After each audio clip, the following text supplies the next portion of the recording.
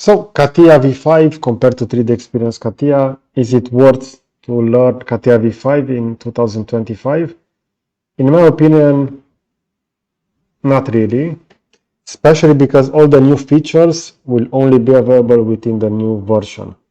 And when I'm talking about new features, I'm talking about specific workbenches that are only developed for the newer version. Now, let's take a look over here at some changes regarding CATIA V5 and 3D Experience.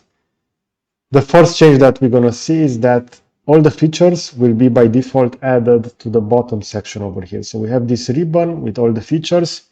Within CATIA V5, it used to be over here vertically, and we could arrange those horizontally. Another different approach regarding sketching. For example, we're going to see over here, this is entitled Position Sketch. Within CATIA V5, we had Sketch and also Position Sketch as two different features. For example, if I will click over here on the X and Y plane, I'm going to see over here, this will be Quick Sketch. So you're going to see that it will share the same icon, just like Position Sketch.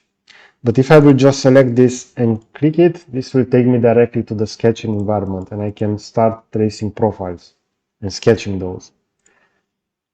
But if I will select this, and again I have a plane selected, and I will click on Position Sketch, this will not actually work as a Position Sketch. This will go directly to a Quick Sketch, just like previously.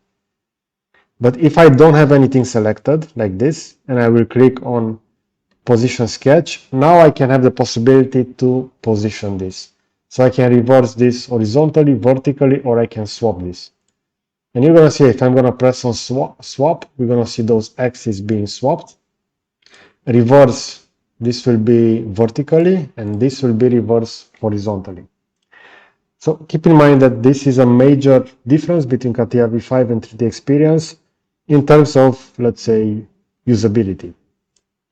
So even though this Position Sketch shares the same functionality as Quick Sketch, you need to pay attention to how exactly you are going to apply that.